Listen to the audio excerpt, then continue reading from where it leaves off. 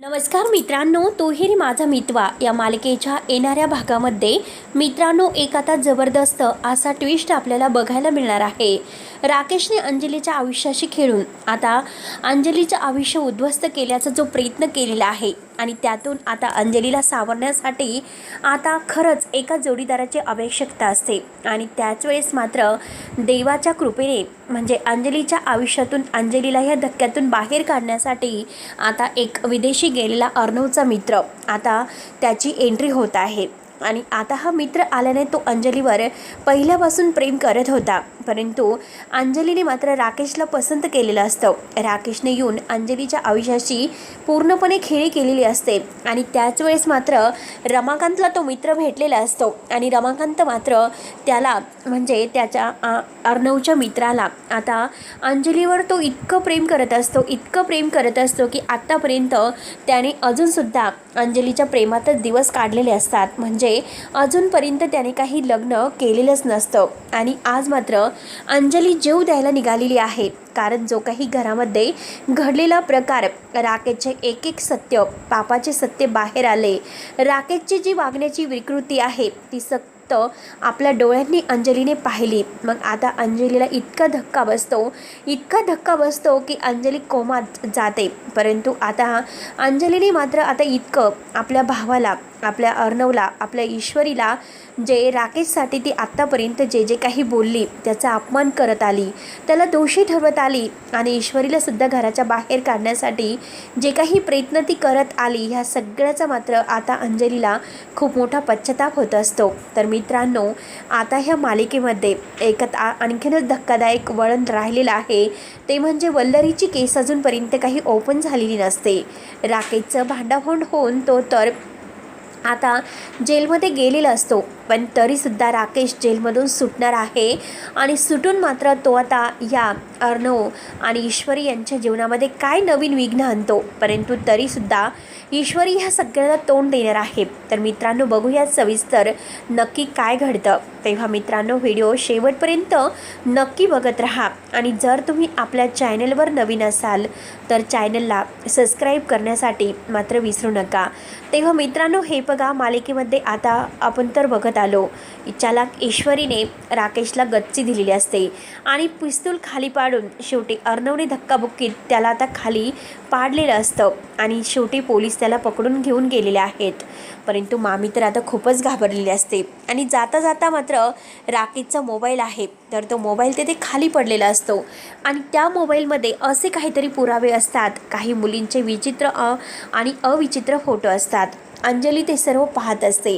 अंजलीला ते बघून आता फार मोठा धक्का बसलेला असतो।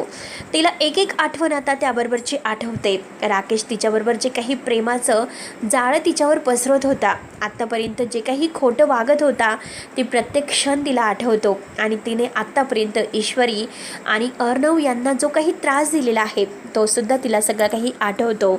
अंजलीला फार मोठा धक्का बसलेला असतो आणि त्याच वेळेस आता अंजली समोर आता जे काही ती मोबाईलमध्ये पाहत असते तर वल्लरी आणि राकेश या दोघातील जे काही बोलणं आहे तर तो व्हिडिओ मात्र अंजलीसमोर आलेला असतो आणि त्याच व्हिडिओमुळे अंजलीला फार मोठा धक्का बसतो। अंजली म्हणते की मामी तर काय माझे कान भरत असते, ईश्वरी विरोधी आणि अर्णव विरोधी।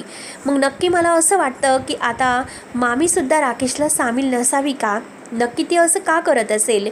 आणि तो व्हिडिओ बघितल्या क्षणी आता अंजलीला फार मोठा धक्का बसतो। अंजली तो व्हिडिओ पाहते आणि तो व्हिडिओ मात्र आता ती ईश्वरीला दाखवते। ईश्वरीला आता दाखवल्यानंतर ईश्वरीला सुद्धा खूप मोठा धक्का बसतो। आता ईश्वरी म्हणते की नक्की हे कारस्थान सगळं काय आहे हे शोधून तर काढावं लागेल आणि त्याच वेळेस मात्र अंजली हातामध्ये चाकू घेते आणि त्या वाढदिवसाच्या दिवशी तिला जे घडलेलं आहे तर ते आपला जीव नकोसा वाटतो, कारण आपण त्या राकेशचं ऐकलं आणि आपल्या सख्या भावाला आणि आपल्या या ईश्वरीला, बहिणीसारख्या या ईश्वरीला त्रास दिला, याचं तिला कितकं वाईट वाटतं आणि ती आता स्वतःला संपवण्याचा प्रयत्न करते. ती म्हणते की खरंच मला जगण्याची इच्छाच नाही, कारण आत्तापर्यंत मी जे काही त्या राकेशचं ऐकून इतकं सर्व काही कारस्थान आपल्या माणसाविरुद्ध केले, तर खरंच 50 कोटींचा व्यवहार आणि त्यावर मी सही केली याचं तिला आता खूप असं वाईट वाटत असतं. म्हणून ती हातामध्ये सुरा घेते आणि सुरा घेऊन आपला जीव नस कापण्याचा प्रयत्न करते. परंतु ईश्वरी चलाक असते. ईश्वरी लगेच तिला अर्णवची शपथ घालते. हे बघा अंजली ताई, जर तुम्ही काही स्वतःच्या जीवाचं बरं वाईट केलंस तर तुम्हाला चिंटूची शपथ आणि तुमच्या बाळाची शपथ. तेव्हा अंजलीला खूप रडू येतं. ईश्वरी बाळाला घेऊन येते आणि अंजली जवळ देते आणि म्हणते की अंजली ताई, हे बघा, ह्या बाळासाठी तुम्हाला जगायचं आहे आणि तुम्ही आत्तापर्यंत कुणाचं वाईट केलेलं नाही. तुमच्यासोबत जे घडलेलं आहे तर ते घडून गेलं. त्यामुळे राकेशच्या आता आठवणीत रडण्यापेक्षा स्वतःच्या बाळाकडे लक्ष द्या. इतकं छान गोंडस बाळ आहे आणि त्या बाळाकडे बघून काय असं वाटेल. आणि हे बघा, मी तुम्हाला सांगते, तुम्ही आता या घरामध्ये हक्काने राहणार आहात. तुम्हाला कोणीही आता या घरातून कधीही बाहेर काढणार नाही आणि कोणत्याही गोष्टीची उणीव तुम्हाला भासून देणार नाही. ही ईश्वरी तुमच्या बहिणीसारखी कायम सावलीसारखी तुमच्यासोबत असेल. आणि चिंटू म्हणजे अर्णव सर. मामा आता अविनाश मामा पुढे येतो. अविनाश मामा म्हणतो की हे बघ अंजली, तू स्वतःला यातून सावर, कारण आता देव असं काहीतरी चमत्कार करेल की तुझ्या आयुष्यामध्ये नक्कीच कोणीतरी असं म्हणजे तुला हसवणारा आणि तुला खेळवणारा नक्की येईल. आणि त्या राकेशच्या खरंच तू मनापासून त्याचं तिरस्कार कर, कारण बरं झालं तुझी त्याच्या म्हणजे त्रासातून सुटका झाली. तो तुला इतका फसवत होता, इतक्या मुलींशी त्याचे संबंध होते आणि आज मात्र तो आपल्याला खरंच म्हणजे बुडवायला निघालेला होता. आणि जर ईश्वरीच्या हे सगळं लक्षात आलं नसतं तर काय झालं असतं. अर्णव म्हणतो की हो ना, ईश्वरी जर त्या दिवशी कंपनीत आली नसती तर मात्र काय होऊन बसलं असतं माहिती नाही. राकेश आपल्याला लुबाडून आणि सगळं काही आपलं उद्ध्वस्त करून निघून गेला असता. खरंच ईश्वरी आल्याने खूप मोठा अनर्थ टळला. तेव्हा सगळेजण ईश्वरीचे आभार मानत असतात. नम्रता आता म्हणते की हो ना, बघा, आता वल्लरीला म्हणते की बघा, तुम्ही तर माझ्या ईश्वरी विरुद्ध कान भरवत होता. ईश्वरी ऑफिसमध्ये जाते आणि तू घरामध्ये स्वयंपाक करत बस. बघा माझी ताई, माझ्या ताईने काय करून दाखवलं. तेव्हा वल्लरीची बोलती तर बंदच होते. आता नम्रताने मात्र जे काही आपल्या ताईविषयी बोललं आणि वल्लरी तिचे कान कसे भरत होती हे सगळ्यांच्या समोर मात्र आता ती सांगते. तेव्हा वल्लरीला काय करावं तेच काही कळत नसतं. आणि तेवढ्यात आता अंजली जेव्हा ती जीव द्यायला निघालेली असते तर ईश्वरी तिला थांबवते आणि म्हणते की ताई, परत असं काही करायचं नाही. तुम्हाला माझी आणि बाळाची शपथ असेल, अर्णव सरांची शपथ असेल. सगळेजण अंजलीला समजवतात, अंजलीला छान असं हसवतात, अंजलीच्या प्रत्येक आठवणी. आणि अर्णव पुढे येतो. अर्णव अंजलीला घट्ट मिठी मारतो. ताई, हे बघ, तू काय माझी होती आणि मी तुला कधीही यापुढे कधीच आईच्या ठिकाणी मानतो आणि कधीही मी तुला कोणताही एकही दुःखाचा क्षण तुझ्या वाटेत नाही येणार. आणि त्याच वेळेस आता रमाकांत काका मात्र अर्णवच्या त्या मित्राला घेऊन आलेले असतात. तेव्हा अंजली त्या मित्राला पाहते आणि तिला बघून आता आनंद होतो. तेव्हा अर्णवचा मित्र पुढे येतो आणि म्हणतो की काय अंजली, कशी आहे, संसार कसा सुरू आहे, कारण मला डावलून तू मात्र राकेशसोबत लग्न केलं होतं आणि राकेश तर खूपच चांगला असेल. तेव्हा अंजलीच्या डोळ्यातून पाणी येत असतं. तर अर्णव म्हणतो की हे बघ, त्या नराधमाचं नावसुद्धा आपल्या घरात घेऊ नकोस. तू इतक्या दिवसातून आला, तुला काहीही माहिती नाही, त्यामुळे प्लीज तू शांत राहा. तेव्हा त्या मित्राला म्हणजे अर्णवकडे बघून आणि अंजलीकडे बघून काहीतरी झालेलं आहे असं समजतं.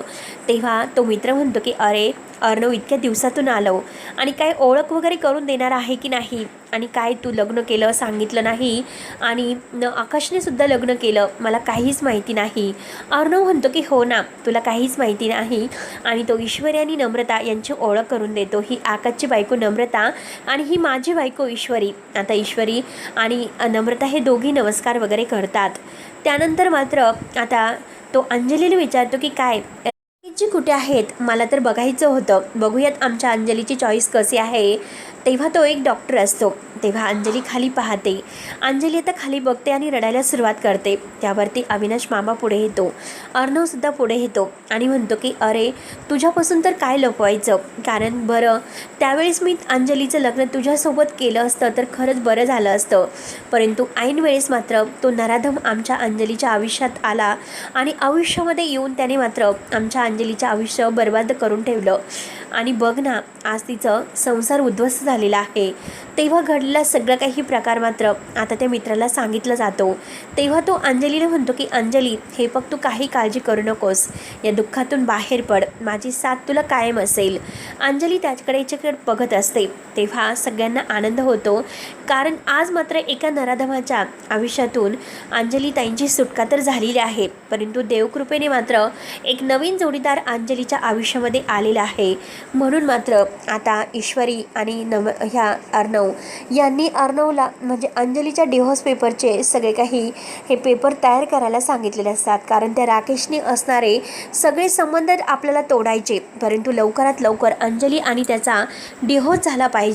कारण अंजलीसाठी देवाच्या कृपेने मात्र एक छान पहिला तिच्यावर प्रेम करणारा मित्र आलेला आहे. ईश्वरी आणि अर्णव यांना मात्र आता त्याचा स्वभाव वगैरे खूप काही आवडतो, कारण तो मनापासून अंजलीवर अजूनपर्यंत प्रेम करत आहे आणि अंजलीला तो स्वीकारेल, अंजलीच्या बाळाला सुद्धा स्वीकारेल हे सगळ्यांना वाटत असतं. आणि त्याच्या मनातून, त्याच्या डोळ्यातून हे सगळं काही स्पष्ट दिसून येते, कारण तो अंजलीची फार काळजी घेत असतो. अंजलीला काय हवं, काय नको. अंजलीला आता जेव्हा राकेशच्या आठवणी येतात तेव्हा तो अंजलीला मात्र त्या राकेशच्या आठवणीतून बाहेर काढण्याचा प्रयत्न करत असतो, तिला हसवत असतो. आणि त्या दोघांना एकत्र बघून मात्र अर्णव आणि घरातील सगळ्यांच्या मनात येते की आता अंजली ताईला खरंच या जोडीदाराची आवश्यकता आहे.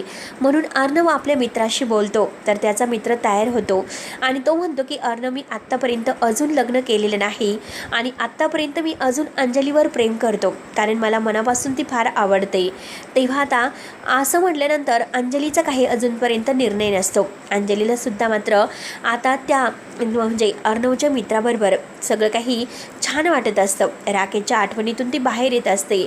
तर मित्रांनो, आता पुढे अंजलीचा काय निर्णय असेल? अंजलीने घेतलेल्या या जीव देण्याच्या निर्णयातून शेवटी ईश्वरी तिला वाचवते, परंतु अंजलीचं जीवन सावरणारा आणि जे अंजलीला ह्या दुःखातून बाहेर काढणारा तिचा जोडीदार आलेला आहे. तर मित्रांनो, आता पुढे काय होतं? अंजली या लग्नासाठी तयार होते का? तर काय होईल हे बघायला विसरू नका. तोपर्यंत धन्यवाद.